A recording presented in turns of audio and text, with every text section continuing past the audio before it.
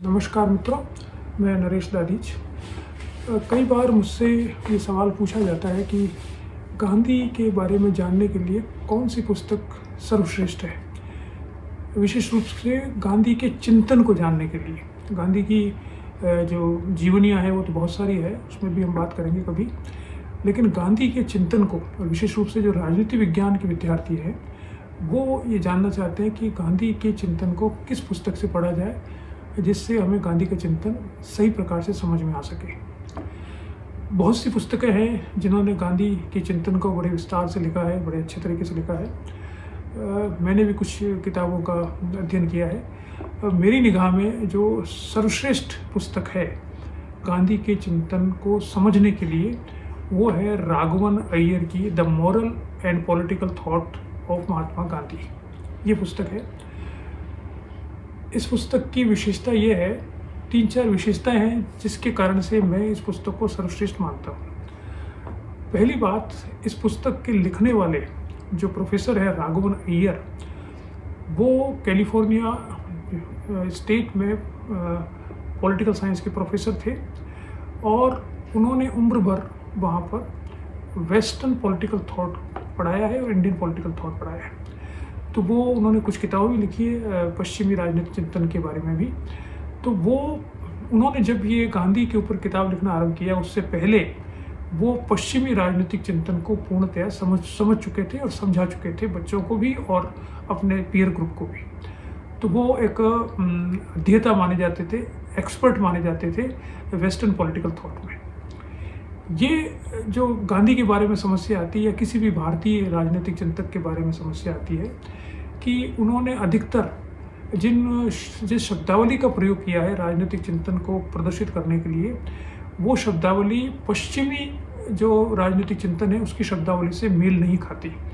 और इस कारण से जो पश्चिमी राजनीतिक विचारक हैं वो इस पूर्वी राजनीतिक विचारधारा को स्वीकार नहीं कर पाते, क्योंकि वो मानते हैं कि उनके पास पूर्वी राजनीतिक चिंतन है ही नहीं कोई। क्योंकि वो समझते हैं कि जो उनकी शब्दावली में ही अगर चिंतन व्यक्त किया जाए तभी चिंतन होता है, क्योंकि उनकी शब्दावली उनके अनुसार सार्वभौमिक शब्दावली है। तो जो भारतीय चिंतक है, हम भारतीय चिंतक तक बात करें तो उसमें जो अधिकतर चिंतक हुए हैं वो जो बात कर रहे हैं आधुनिक भारतीय चिंतन की बात कर रहा हूँ मैं, तो उसमें अधिकतर जो चिंतक हुए वो जो भारत में जो साम्राज्यवाद और उपनिवेशवाद के विरुद्ध जो लड़ाई थी, उस लड़ाई के दौरान ही अधिकतर चिंतक हुए हैं। और इसलिए उन्होंने जिस शब्दावली का प्रयोग किया है वो अधिकतर भारतीय या परंपरा की शब्दावली है। और क्योंकि उनको विरोध अंग्रेज़ों का करना था, पश्चिमी सभ्यता का करना था, इसलिए अधिकतर लोगों ने पश्चिमी शब्दावली का प्रयोग नहीं किया है, बल्कि एक पूर्वी शब्दावली का प्रयोग किया है। तब समस्या ये आती है कि इस शब्दावली का प्रयोग करने वाले विचारकों को अंतर्राष्ट्रीय स्तर पर कैसे स्थापित किया जाए, कैसे माना जाए कि वो महान विचारक थे, जो कि वो वास्तव में थे। बहुत से लोग, बहुत सी बातें भारतीय चिंतकों ने कही है जो कि वास्तव में पश्चिम के विचारकों के से भी बेहतर है या उनके बराबर समकक्ष है, या नई बातें हैं जिन्हें पश्चिम के विचारकों को मानना चाहिए। और अब वो स्वीकृति वहाँ पर आने लगी है।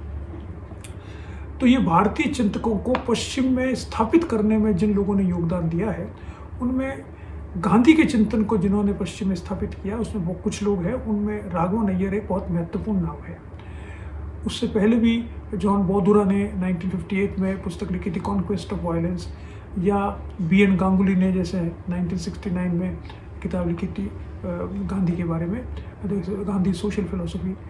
तो कुछ लोगों ने वो टर्मिनोलॉजी, शब्दावली काम में ली है जो कि पश्चिम राजनीतिक चिंतन की है और उसके माध्यम से गांधी को समझने का प्रयास किया है।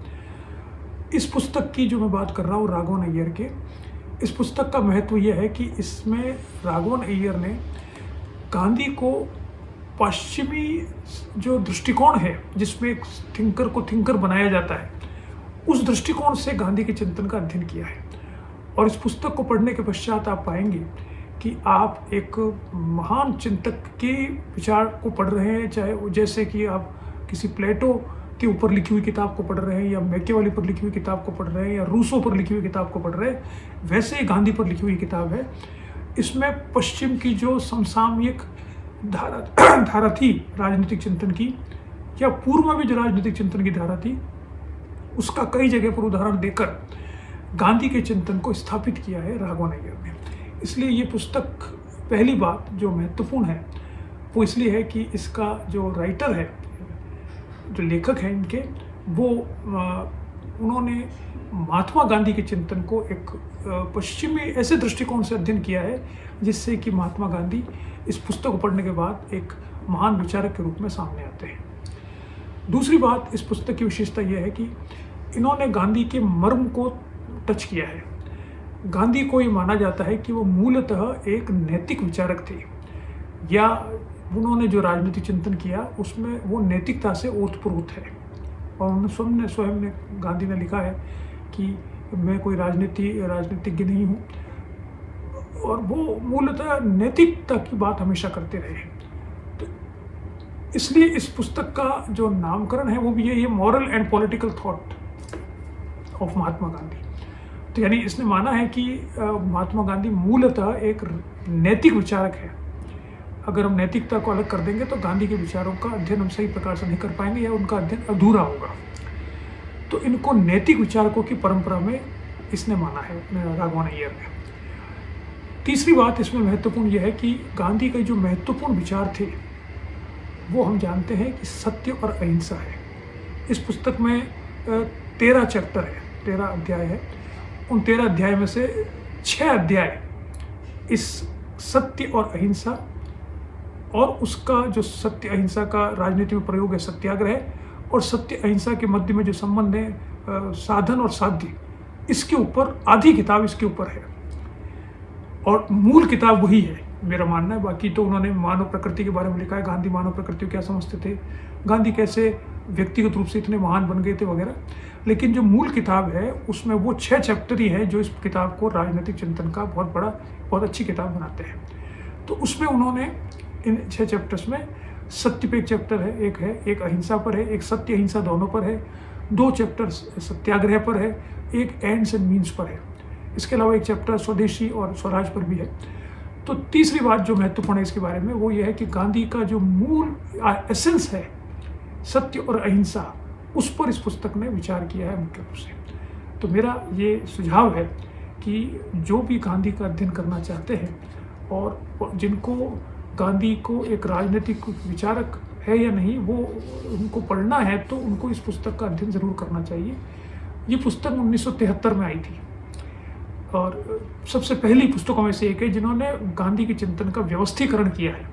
बाद में बहुत सारी किताबें आई, बहुत से लोग आए जिन्होंने गांधी के बारे में बात की है, उसके बारे में हम बात करेंगे जो महत्वपूर्ण किताबें हैं।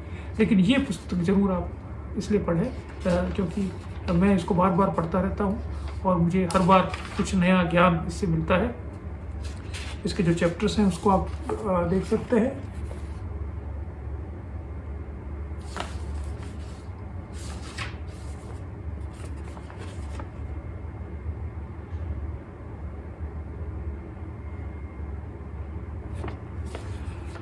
तो हम ये देखेंगे कि इस पुस्तक में क्या लिखा है, इस पर मैं नहीं जा रहा हूँ बहुत ज़्यादा। मैं सिर्फ इस पुस्तक के महत्व को इंगित कर रहा हूँ कि ये पुस्तक गांधी चिंतन का अध्ययन करने वालों के लिए एक एसेंशियल टेक्स्ट है। नमस्कार।